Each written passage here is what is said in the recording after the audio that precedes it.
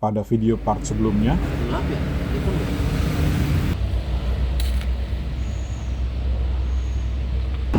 Waduh. Ya, nggak kuat. Geopark Dieng, lurus.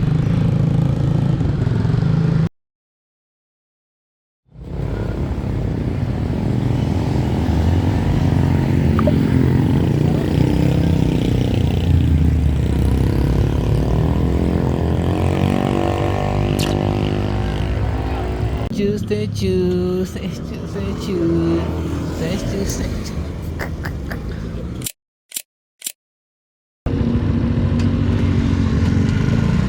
Kosong.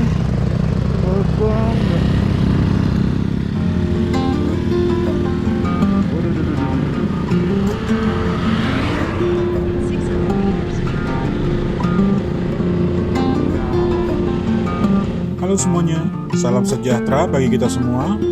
Semoga kalian semua saat ini dalam kondisi sehat dan tidak berkekurangan. Dan bagi kalian yang sedang tidak sehat, semoga kalian diberikan kesembuhan oleh Tuhan Yang Maha Esa dan dicukupkan rezekinya. Amin. Selamat datang di episode kedua dari pertualangan saya di Dieng. Saya mau pakai kesempatan ini untuk mengucapkan terima kasih sebesar-besarnya buat kalian yang udah bersedia menanggapi motovlog perdana saya.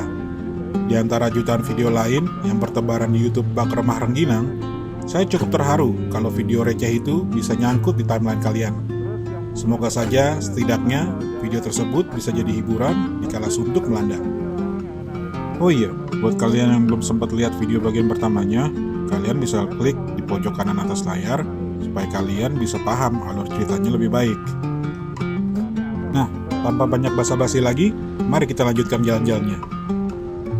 Sekitar jam 3:30 sore, tibalah kami di Tugu 0 km Dieng, tepatnya di sisi Kabupaten Banjarnegara. Tentu saja, momen sakral ini langsung kami abadikan dengan jepretan kamera sampai puas. Setelah sesi foto berakhir, kami pun melanjutkan riding santai, menikmati keramaian Dieng yang baru pertama kali kami jajaki ini, sambil mencari bengkel motor. Ya, betul sekali. Anda tidak salah dengar. Lagi-lagi pertualangan kami ini diwarnai drama permotoran. Kali ini giliran motor Bro Niko yang minta jajan karena kebocoran oli di shock breaker depan. Padahal shock breaker depannya itu udah ganti oli sebelum berangkat loh. Tapi apa daya, motornya babak belur setelah berjibaku dengan medan jalan yang super rusak dan keriting dari desa Kembang Langit sampai desa Girlang. Salut deh sama perjuangan motornya. Nah, akhirnya kami dapat juga satu bengkel yang untungnya buka di hari itu. Tapi, ya ampun, antreannya udah panjang banget. Lebih parah lagi, ternyata montirnya lagi kekurangan personel karena ada yang izin sakit. Hasil, pelayanan jadi lelet bin super lambat. Akhirnya dengan berat hati kami putuskan buat cari bengkel lain di sekitaran situ. Tapi apesnya, hari itu memang cuma bengkel tadi yang buka. Nasib. Dengan kondisi badan yang udah letih lunglai dan perut keroncongan lagi, kami pun mengibarkan bendera putih alias nyerah dan memutuskan untuk mencari warung makan yang kira-kira bisa menggugah selera buat makan malam lebih awal. Mengingat udara Dieng yang dingin, pilihan kami jatuh pada tongseng kambing dan beberapa tusuk sate. Kami menikmati makan malam itu tanpa banyak obrolan, karena saat itu cuma ada satu keinginan yang terlintas di benak kami setelah urusan perut beres. Selonjoran. Atau mungkin sekalian napping dengan udara Dieng yang super sejuk ini. Apalagi buat kami yang terbiasa hidup di dataran rendah. Selesai makan, Bro Niko pengen balik lagi ke bengkel yang tadi. Berharap antrian udah bubar dan montir bisa langsung ngerjain motornya supaya urusan ini kelar sebelum maghrib. Mengingat kondisi medan perjalanan yang bikin motor saya menjerit maksimal di 3 jam terakhir, saya pun ikutan ke bengkel buat sekalian ganti oli mesin. Meskipun olinya baru menempuh jarak ratusan kilometer doang. Tapi, buat motor Bro Niko, karena bakal makan waktu lama banget dan jam tutup bengkel makin deket, akhirnya nggak bisa ditanganin sore itu. Dia harus balik lagi besok pagi. Jadi cuma saya doang yang bisa ganti oli karena pengerjaannya emang cepet. Tapi ya itu, nunggu giliran ganti olinya yang bikin kita banyak buang waktu di bengkel motor sore itu. Drama memang tak ada habisnya. Matahari sudah hampir terbenam ketika motor saya akhirnya kelar ditangani. Kami pun langsung tancap gas menuju camping ground di Bukit Skoter, yang letaknya katanya sih nggak jauh dari situ. Sempat-sempatnya kami mampir dulu ke Alfamart terdekat buat stok air minum.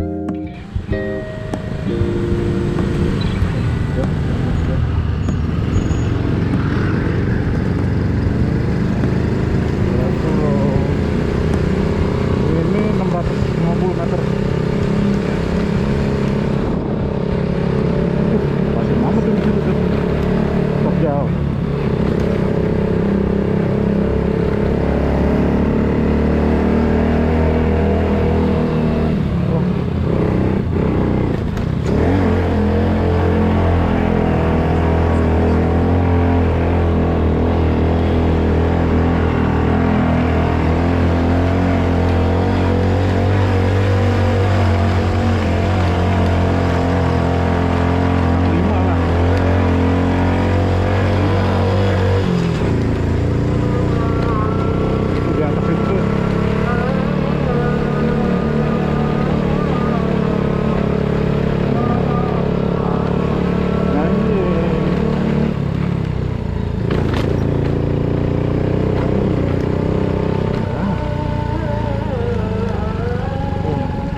Gudang-gudangnya.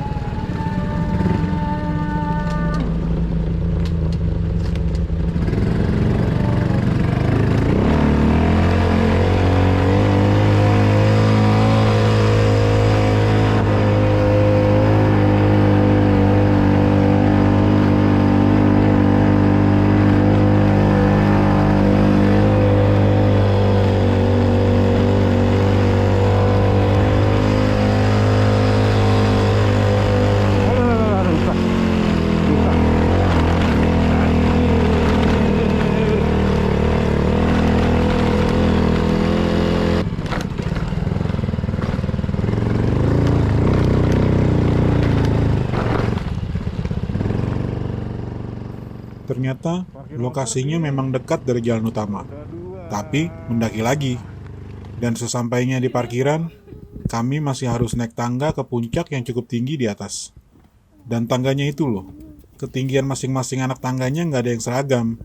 Jadi kalau kata sepupu saya yang arsitek, desain tangganya nggak friendly buat tenggul. Di tengah-tengah tanjakan yang bikin napas saya tersengal kayak ikan kekurangan air, saya berhenti merekam video. Asli, saya udah gak peduli lagi sama pemandangan puncak yang katanya estetik itu. Apalagi merekam bagaimana lokasi tenda kami yang dikelilingi pemandangan lampu-lampu kota di bawah yang cakep banget. Jujur, excitement buat merekam itu semua sudah hilang entah kemana. Saya cuma pengen segera rebahan dan napping sepuasnya.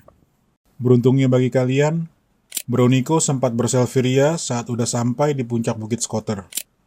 Sehingga kita mempunyai dokumentasi yang dapat ditunjukkan bagaimana pemandangan di atas di depan tenda kita.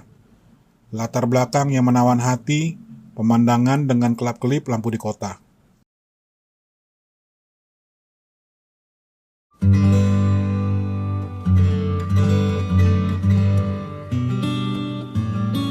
Sekitar pukul 2:30 dini hari, saya terbangun dari tidur lelap yang syahdu.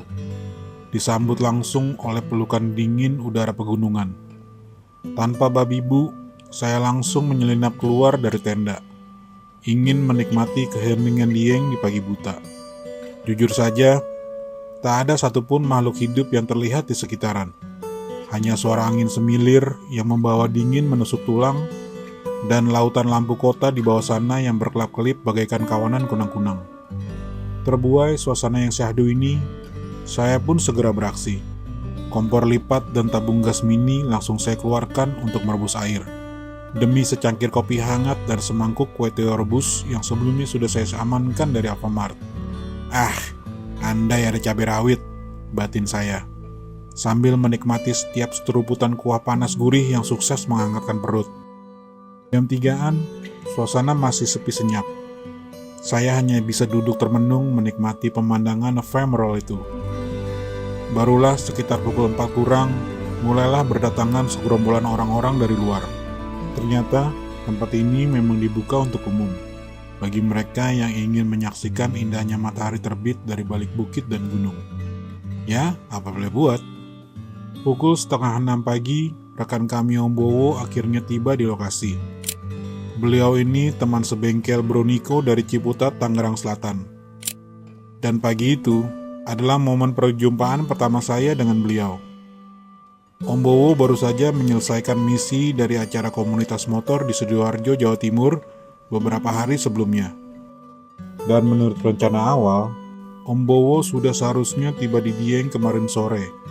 Dan karena masalah motor dan cuaca yang tidak mendukung, baru pagi ini beliau tiba. Kami pun bertukar cerita tentang suka duka perjalanan kami masing-masing ke Dieng. Kini, beliau akan bergabung bersama kami untuk perjalanan berikutnya ke Purwokerto. Gelak tawa mengisi langit yang sedikit demi sedikit mulai terang. Sesekali kami juga ikut menjadi penonton dadakan, menyaksikan rombongan lain yang silih berganti berfoto dengan gaya terbaik mereka di area yang sama. Sungguh pemandangan yang tak terlupakan.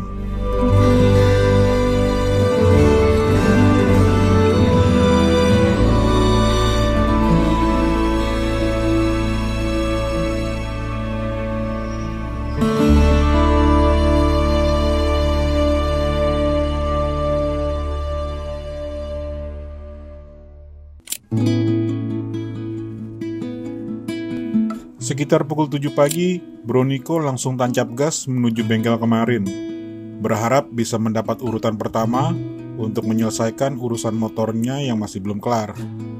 Sambil menunggunya kembali, saya pun mulai membereskan barang-barang bawaan satu persatu, siap diangkut ke motor. Sementara Om Bowo terlelap di dalam tenda dengan dengkurannya yang terdengar dari luar. Selang beberapa lama, Bro Niko muncul dengan wajah sumringah, menandakan urusannya sudah beres. Lalu tepat pukul 9, kami semua bergerak turun bukit, membawa semua barang kami untuk dipakai motor yang ada di parkiran. Lewat pukul setengah 10, kami resmi meninggalkan kawasan Bukit Skoter. Tujuan pertama kami adalah Tugu 0 km Dieng yang megah di sisi Kabupaten Wonosobo. Selanjutnya, perjalanan akan berlanjut menuju Desa Sembungan, desa tertinggi di Pulau Jawa sebagai checkpoint kedua. Dari sana, kami akan melanjutkan ke kota Wonosobo melalui jalan Cikarim, sambil menikmati pemandangan di sepanjang jalan itu yang konon katanya estetik banget.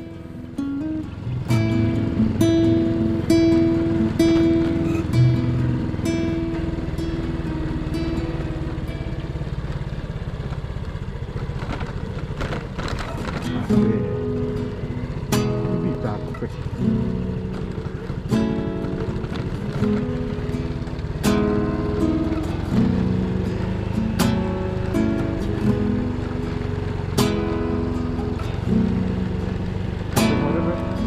Siapa para baik? Saingan di stage. Kumpong.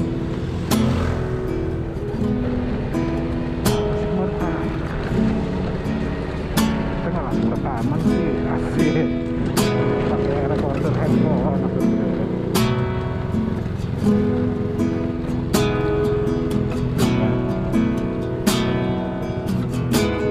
Namun, baru juga beberapa ratus meter meninggalkan area parkir Bukit Skoter, Om Bowo tiba-tiba mengeluh tentang rem belakang motornya yang terasa seperti mengunci roda, bikin laju motornya menjadi berat. Awalnya, beliau cuma bilang itu perasaannya saja. Mungkin beliau tidak mau perasaannya itu menjadi realita sehingga motornya harus mampir bengkel yang tentu akan menyita waktu liburan berharga ini. Lalu kami pun melanjutkan perjalanan menuju tujuan pertama. Masih bola. Motor mas.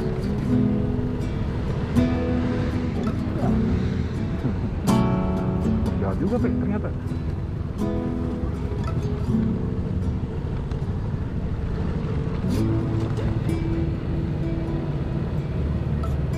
Cilok barokah.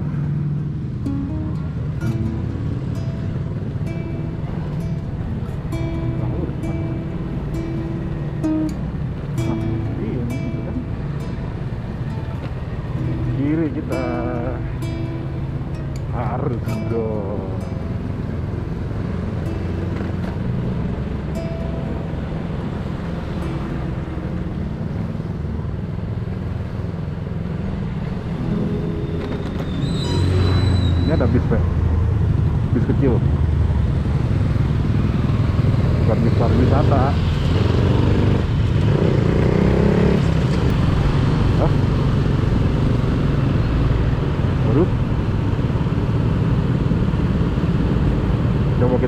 bengkel dulu kali. Tapi ya namanya juga masalah, lama-lama tidak bisa disangka lagi. Setelah berjalan semakin jauh, ternyata masalah pada rem tromol Ombowo semakin terasa dan tidak bisa lagi dianggap remeh. Fix, ini bukan cuma perasaan. Setelah kami berwifi ria di seberang tunggu, kami segera mampir ke bengkel lain yang untungnya tidak ramai. Semoga kali ini lancar jaya dan dramanya bisa sedikit reda, ya kan? Ah, tadi sih 1.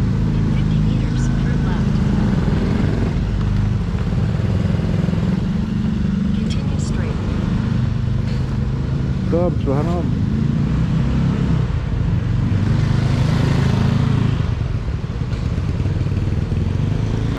Untungnya, pas kami tiba di bengkel, yang antri cuma 2 motor. Lebih beruntung lagi, montirnya juga ada 2. Jadi nggak pakai lama, motor Ombowo bisa langsung ditanganin. Selain urusan rem tromol belakang yang bikin pusing, si montir juga cekatan beresin masalah kelistrikan motor itu sampai tuntas. Belum naik kan? Sini juga sama tetap. Itu pas kalau ke Bali gitu, dia berubah. Oh, bisa jadi 12. Tanpa terasa, 2 jam berlalu begitu saja. Akhirnya, jelang pukul 12 siang, kami pun melanjutkan perjalanan. Ya, namanya juga touring bareng, apalagi pakai motor. Apabila cepat sampai tujuan adalah hal yang diinginkan, mungkin solo touring adalah opsi yang terbaik. Namun, jika kebersamaan dan solidaritas menjadi nilai yang diutamakan, perjalanan bersama justru akan memperkuat ikatan. Seperti kata pepatah dulu yang berkata, Apes together, strong. baiklah, mari kita lanjutkan perjalanan ini.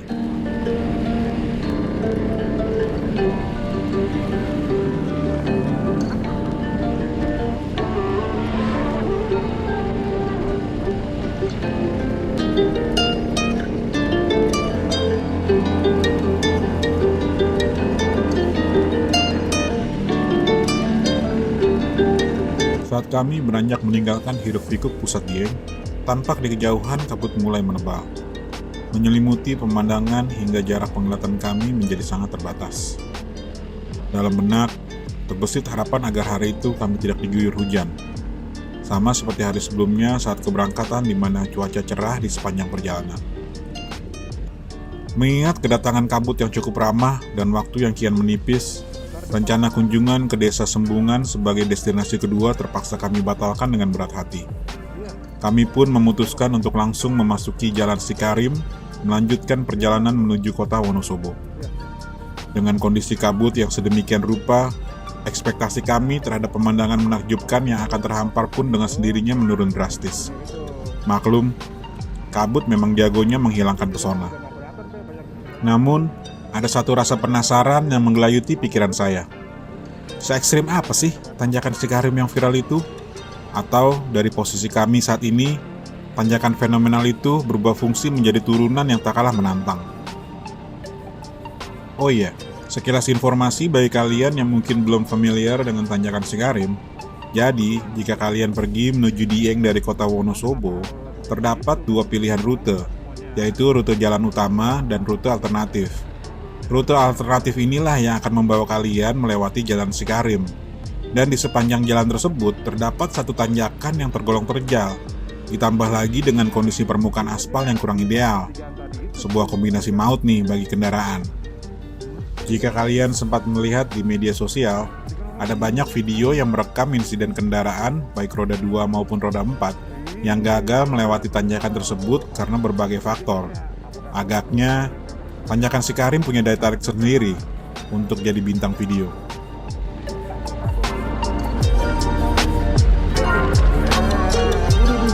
Lobang guys.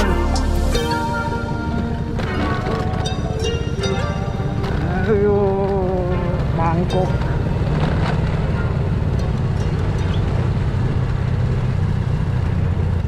Waduh, keren banget Pak, tebingnya Pak. Kanan.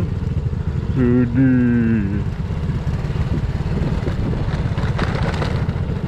Kayak Jurassic Park gitu. Istirahat.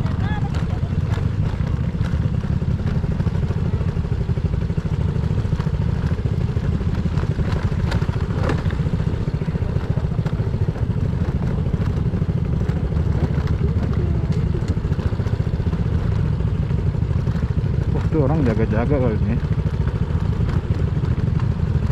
Setibanya kami di lokasi yang dimaksud, ternyata sang penjaga konten alias perekam video sudah standby di atas batu besar di sisi kiri jalan. Ia siap sedia mengabadikan momen mendebarkan setiap kali ada kendaraan turis melintas. Dan voila, ternyata memang terjal adanya. Saat saya melaju perlahan untuk menghindari terjun bebas ke jurang, posisi duduk saya sontak merosot ke arah stang motor, dan gaya gravitasi seolah menarik tubuh saya untuk terjungkal ke depan. Sensasi ini bisa dibilang ngeri-ngeri sedap, persis seperti yang dirasakan pengantin baru. Gitu. Ngeri juga Pak itu, tanjakan Pak. Waduh. Gua turunnya aja merosot Pak. Jurang sih. Wow. Ngeri.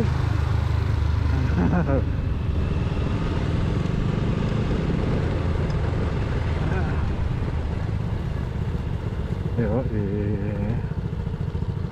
chill bro.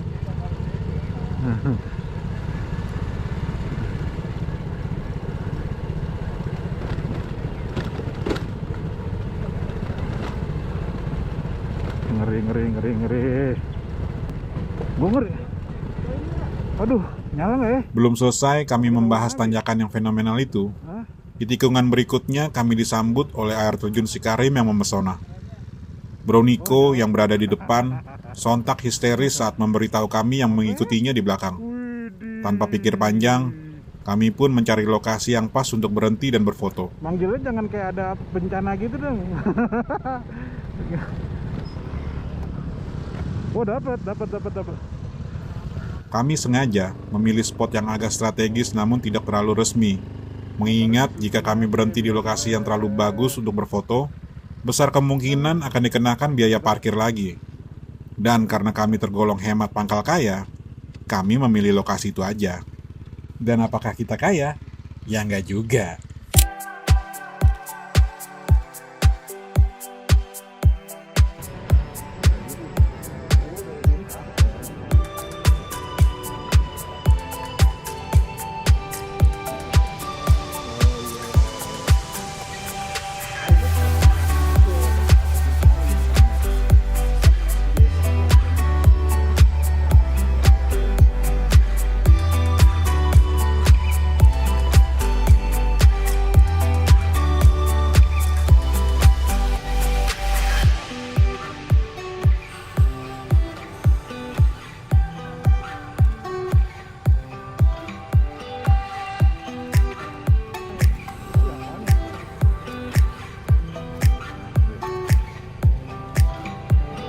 Kini medan perjalanan didominasi oleh turunan yang lebih landai terus-menerus.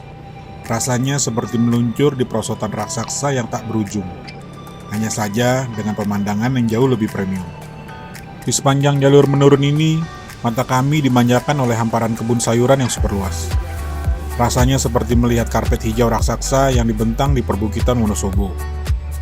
Mulai dari kentang yang batangnya mungil, tapi isinya bikin kenyang, kubis yang berjejer rapi seperti barisan tentara hijau, hingga wortel yang daunnya melambai-lambai seolah menyapa. Kadang terselip juga bawang daun yang melangsing dan tinggi. Pemandangan ini sungguh menenangkan. Rasanya seperti terapi visual gratis melihat para petani dengan cekatan mengurus kebun mereka. Kadang ada truk-truk pengangkut sayur yang melintas, seolah mengindikasikan bahwa sayur-sayur segar ini siap menuju dapur-dapur di kota besar. Perjalanan yang terus menurun ini benar-benar menjadi penutup manis dari pertualangan kami di area Dieng. Rasanya semua drama pagi ini lunas terbayar dengan pemandangan kebun sayur yang memanjakan mata. Di balik keindahan itu, tersimpan harapan besar saya agar suatu saat nanti bisa kembali lagi ke kawasan Dieng untuk menikmati waktu yang lebih lama. Semoga saja dompet dan cuti kerja bisa berpihak pada keinginan ini.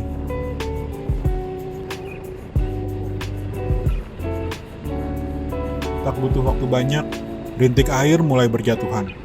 Seolah awan gelap yang sedari tadi setia menutupi dataran tinggi Dieng itu mengejar kami dari arah belakang. Situasinya bikin kami cuma bisa pasrah.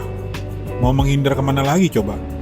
Tidak ada hal lain yang dapat kami lakukan selain berharap kuat bahwa cuaca cerah akan segera berpihak kepada kami.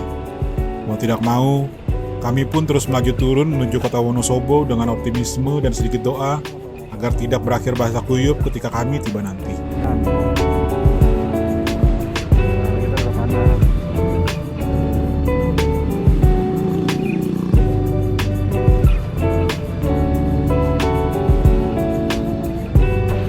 Dengan perlahan namun pasti, akhirnya kami memasuki kawasan kota Wonosobo. Lagi-lagi, ini adalah kali pertamanya saya menginjakkan kaki di kota ini. Meski namanya sudah tak asing lagi sejak saya masih kecil, kala itu salah satu kawan baik ibu saya di kantor adalah penduduk asli kota Wonosobo. Jadi, ketika melewati kota ini, pikiran saya sontak teringat percakapan ibu dan kawannya yang kerap menyebut Wonosobo sebagai kota yang dinginnya melebihi puncak Bogor. Sebuah klaim yang tentu saja membuat saya mangut-mangut sambil membatin, oh, ini toh kotanya Tante Lili itu.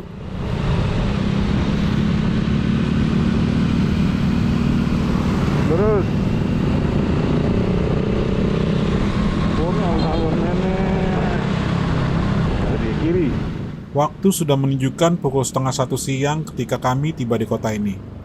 Prioritas utama kami langsung beralih untuk mencari makan siang sebelum asam lambung mencapai puncaknya. Kami pun memutuskan mampir di soto sapi khas Wonosobo EDS yang terletak di Jalan Ahmad Yani. Tentu saja, ini juga pertama kali saya mencoba jenis soto ini. Mengingat tempat ini sering muncul dalam daftar rekomendasi kuliner Wonosobo di berbagai ulasan.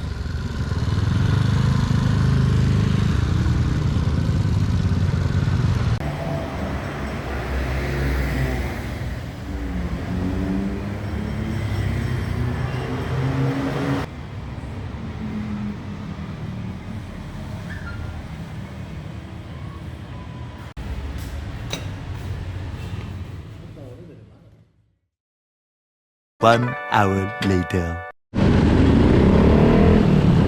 Yang Boulevard. Usai bersantap siang, kami langsung beranjak menuju checkpoint berikutnya, Tugu Biawak Wonosobo. Tugu ini mendadak viral berkat detailnya yang konon menawan, sekaligus biaya pembuatannya yang kabarnya bikin netizen menghujat Tugu Penyu di Sukabumi yang terbuat dari kardus itu.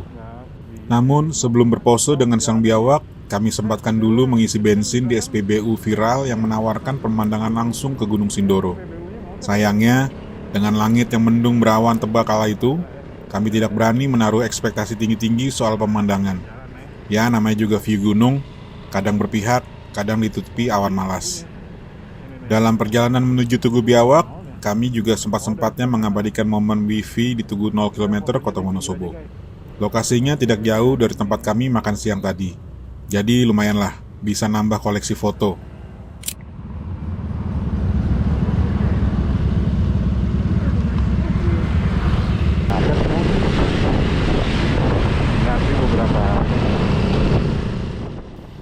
Namun, dalam perjalanan menuju SPBU yang dimaksud, rintik air mulai terasa berjatuhan lagi. Untungnya masih jinak, belum sampai bikin kami panik pakai jas hujan. Tapi, melihat gumpalan awan tebal yang membentang jauh di depan, sepertinya cepat atau lambat kami akan kehujanan juga. Seperti biasa, kami masih ngotot, menyangkal kalau kami tidak akan kehujanan.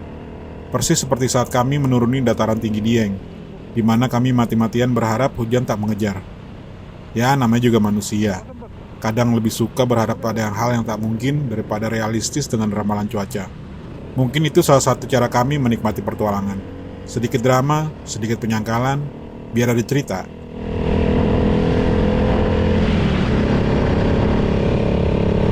Apa pakai aja?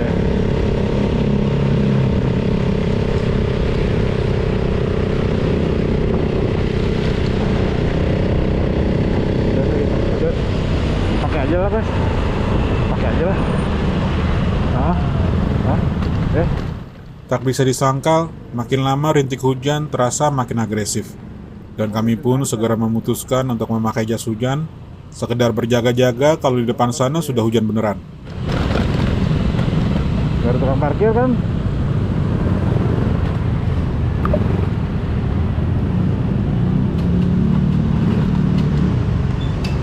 Bersih surprise. Akan lebih dari saya.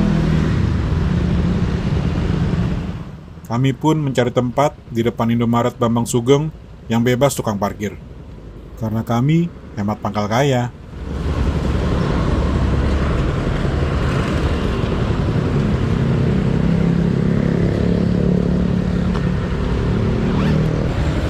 Dan benar saja, di saat kami sedang menyiapkan jas hujan untuk dipakai, hujan turun dengan derasnya, mirip shower di hotel bintang 5. Ya, apa boleh buat. Ini hujan pertama pada touring kami kali ini. Dan hujan-hujanan sambil naik motor juga memiliki sensasi tersendiri yang patut dinikmati. Deras, Net. 5 minutes later.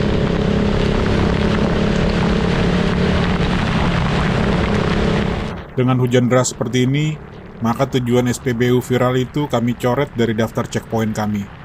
Hanya Om Bowo yang menyempatkan isi bensin, lalu kita pun belok kanan memasuki jalan Desa Adiwarno.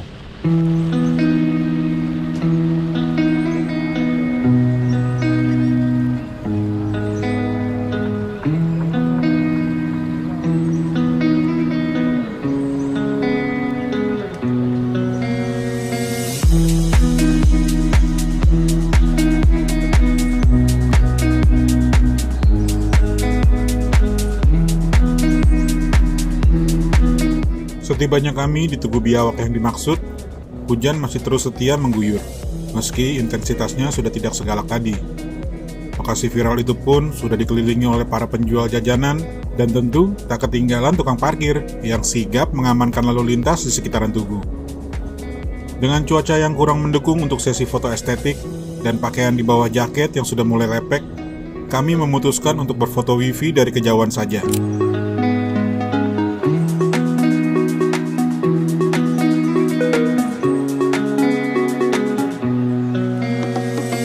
Tak mau buang waktu, kami segera bergegas menuju Tugu Knalpot sebagai checkpoint terakhir yang berada di kota Purbalingga, sebelum akhirnya meluncur ke penginapan kami di Baturaden, Banyumas. Semoga aja perjalanan selanjutnya cuaca menjadi lebih bersahabat.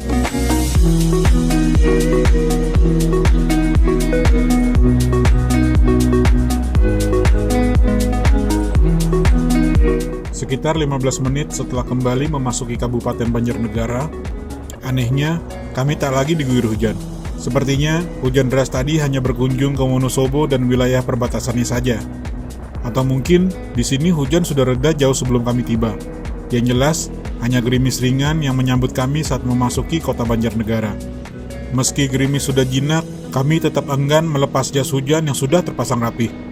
Mungkin karena terlalu malas melipat dan menyimpannya kembali. Atau jangan-jangan kami khawatir di depan sana, hujan akan kembali menggila. Biarlah jas hujan ini melekat erat di badan, toh air yang membasahi tubuh kami di baliknya sudah cukup hangat dari suhu tubuh sendiri. Ya, tidak melayani. Tidak melayani kendaraan besar. Tipu.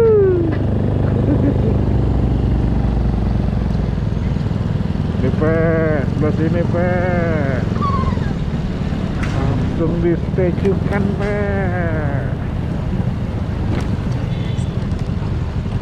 Oh, nggak boleh terima ini besar karena habis di aspal.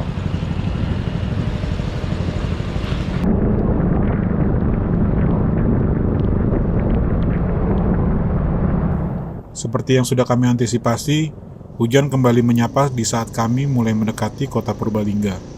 Untungnya, guyurannya tidak seganas waktu di Wonosobo. Rasanya seperti gerimis manja dibanding badai.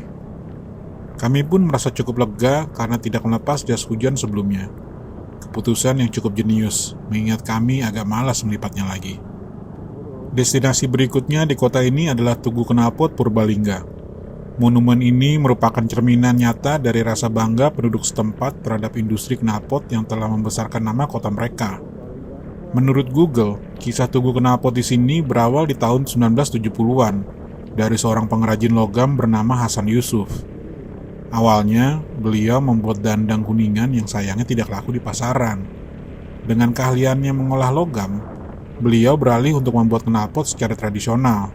Tidak disangka, knalpot buatannya justru laris manis, bahkan sampai dipesan oleh toko-toko di Jakarta. Nah, kesuksesan Pak Hasan ini menginspirasi banyak warga Purbalingga yang kemudian mengembangkan industri knalpot rumahan secara masif sejak 1980-an. Kini knalpot Purbalingga tidak hanya menguasai pasar lokal, tapi juga menambah pasar internasional berkat kualitasnya yang diakui. Nah, sebagai bentuk apresiasi dan simbol kebanggaan terhadap kontribusi besar industri ini, pemerintah Kabupaten Purbalingga mendirikan Tugu Knalpot pada tahun 2004. Monumen ini menjadi pengingat bahwa dari sebuah kegagalan dandang yang tidak laku dan semangat pantang menyerah, lahir sebuah industri raksasa yang membawa nama baik Purbalingga hingga kancah dunia.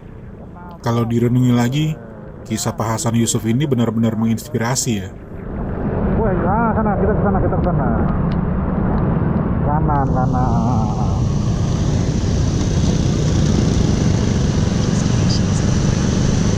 Ini depan sedikit guys. Oke.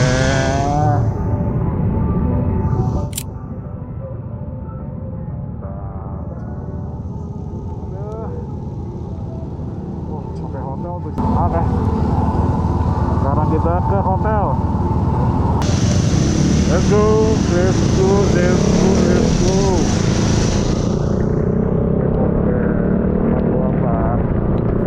Usai berwifi dengan Tugu Kebanggaan Purbalingga, kami pun merapat ke Indomaret terdekat untuk beristirahat sejenak. Tepat di seberang kami, sebuah toko knalpot motor terbuka lebar, seolah melambai-lambai memanggil pelanggan terakhir di sore itu. Tanpa ragu, kami mulai mengompor-ngompori Bro Niko untuk segera mengganti knalpot bututnya. Mengingat kami sedang berada di pusat industri knalpot Indonesia. Jadi kenapa tidak, ya kan? Terlihat keinginan itu mulai memanas dari wajah Bro Niko. Sayangnya, cuaca dingin dan hujan deras, ditambah kondisi kami saat itu yang sangat tidak nyaman untuk melakukan transaksi bisnis, menghalangi niat Bro Niko menyeberang ke toko. Jangankan beli, sekedar bertanya harga pun urung.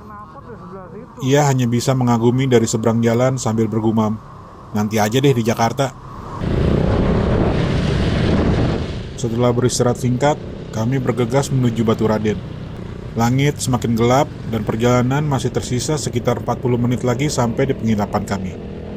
Perjalanan dari Purbalingga ke Baturaden ternyata lurus menanjak tanpa kelok-kelok yang berarti. Hujan masih setia mengguyur dan semakin kami ke atas, hujan terasa kian agresif. Seolah sedang ngambek karena kami tidak jadi beli knalpot.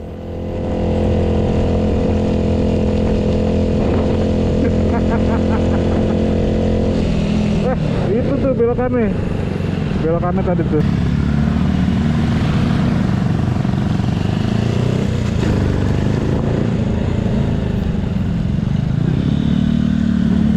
Oh gitu.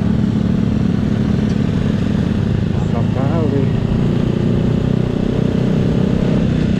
Yongsu Hotel.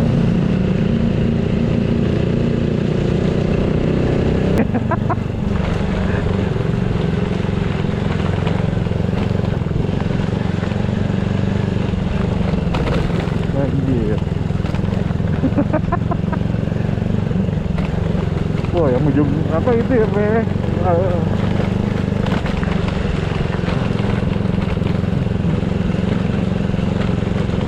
Wah, anjing tuh berapa jam? 2 jam ya, Be? Gak ada yang bagus, ay.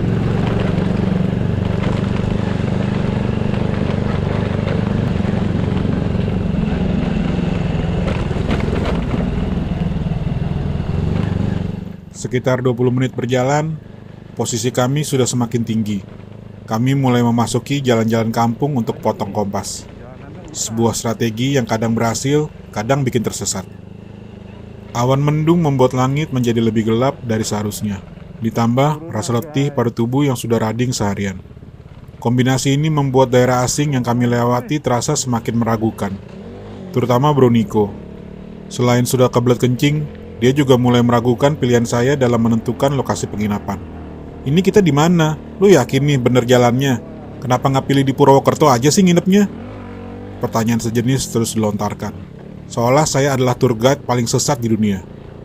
Sementara itu, Om Bowo hanya terbahak-bahak dari balik helmnya, mendengar semua komentar-komentar Bro Niko. Sesekali ia mengingatkan kalau berpetualang memang serunya kalau lewat jalan-jalan anti-mainstream seperti ini. Entah dia berkata demikian karena dia memang menikmati perjalanan ini, atau he just trying to be nice to me because we just met this morning. Saya sendiri juga hanya bisa tertawa-tawa mendengar reaksi Bro Niko yang sesekali mengungkit-ungkit touring kami ke ujung Kolon, di mana jalanan dari Desa Sumur ke Tugu Badak sangat jelek sejelek-jeleknya. Padahal sejujurnya, saya juga tidak tahu apa-apa tentang medan yang akan kami lewati. Wong saya juga baru pertama kali ke sini. Saya hanya sepenuhnya mempercayakan diri pada Google Maps untuk membawa kami ke tujuan dengan rute tersingkat yang ada. Sebuah kepercayaan yang jujur saja terkadang menyesatkan dan tidak patut kalian tiru. Turunan. Susah.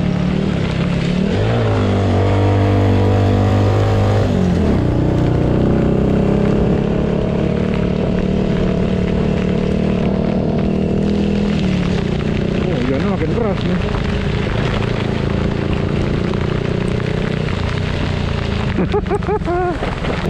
Lari-lari.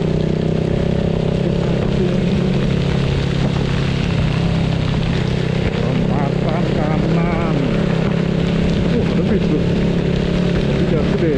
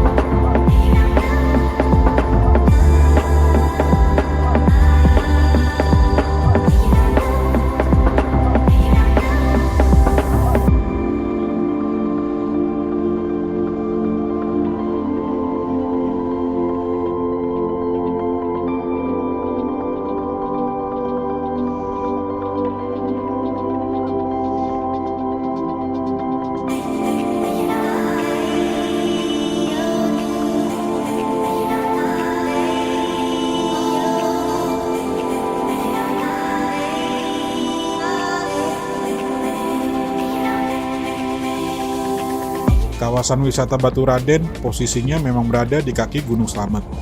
Jadi bagaimanapun, jalan menuju hotel penginapan kami akan terus menanjak.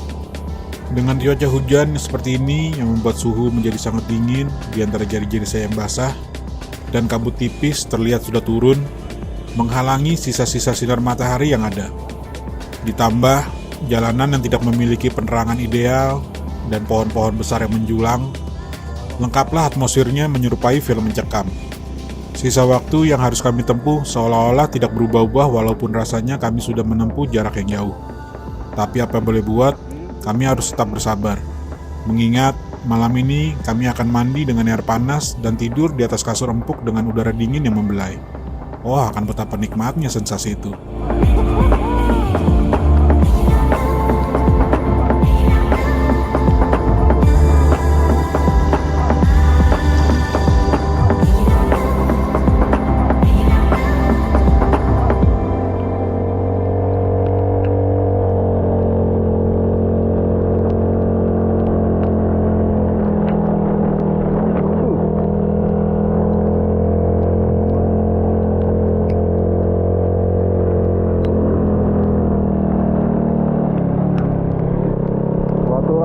Ranger Forest.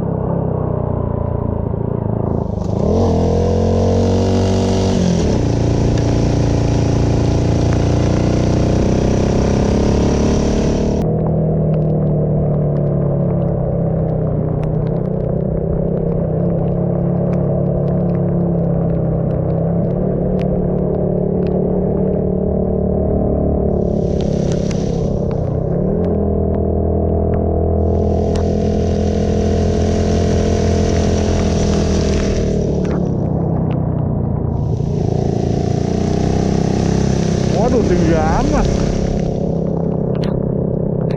Iya.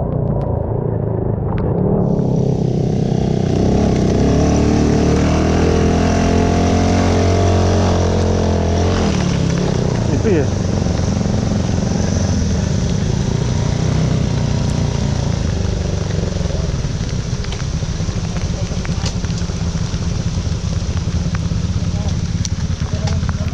Setelah menempuh jalan yang berkelok-kelok, akhirnya kami pun tiba di Surya Hotel and Resort. Segera saya menuju meja resepsionis untuk mengkonfirmasi kedatangan kami. Tanpa menunggu lama, kami pun langsung diantar menuju kamar, yang ternyata berbentuk pondok. Pas sekali untuk menampung 3 petualang yang lusuh dan basah ini. Pembayaran lewat aplikasi? Ya. Ya. Tunggu Pak, silakan kamarnya di 104 ya Pak, nanti saya anterin Pak.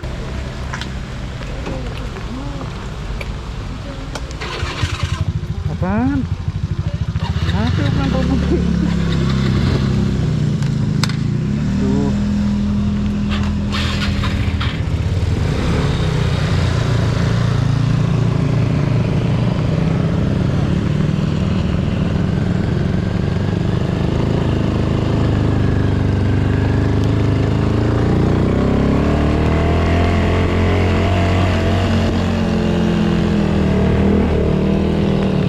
Mana?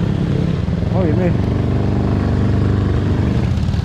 Sesampainya di pondok, kami langsung mengeluarkan semua barang-barang bawaan yang basah dari motor kami. Jaket-jaket dan pernak-pernik lainnya kami taruh begitu saja di atas teras tanpa pikir panjang. Karena kami tidak mau membuat kamar kami menjadi becek dan kotor. Beruntungnya, tak jauh dari penginapan, ada rumah makan yang sudah bekerja sama dengan pihak hotel. Jadi, kami tinggal mengontak mereka via WhatsApp untuk memesan makanan. Praktis sekali. Kami pun memesan pilihan kami masing-masing sesuai selera. Setelah ritual mandi air panas yang terasa nyaman di tubuh dan perut kenyang terisi, tak butuh waktu lama bagi kami untuk terlelap begitu kepala mendarat di bantal. Momen paling dinantikan setelah seharian berjuang di jalanan.